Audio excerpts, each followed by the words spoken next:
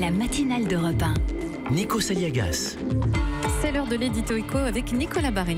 Nicolas Barré, le directeur de la rédaction du journal Les Échos, avec notre pays, la France, qui est aujourd'hui l'un des plus dynamiques pour la création de start-up.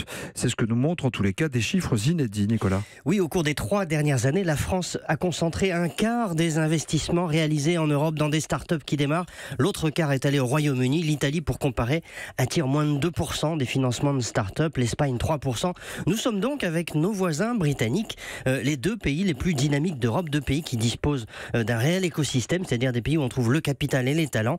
Les fonds consacrés à ces entreprises qui démarrent ont quadruplé en 3 ans, 3,6 milliards d'euros par semestre en Europe, et il se passe vraiment quelque chose en France où on a recensé plus de 1300 financements de start-up depuis 3 ans. Des chiffres donc positifs, mais on attend toujours des Google ou des Facebook européens. Ça, on est loin du compte. Je ne vais pas vous dire que ça va venir, mais nous verrons. Mais on peut être quand même raisonnablement optimiste. Pourquoi ? Parce que avec toutes ces créations de start-up, on est en train de bâtir en quelque sorte la base de la pyramide. Alors, c'est vrai, on est en retard en Europe par rapport aux États-Unis. Ils ont commencé leur pyramide plus tôt dans la Silicon Valley, mais on est en train de construire la nôtre.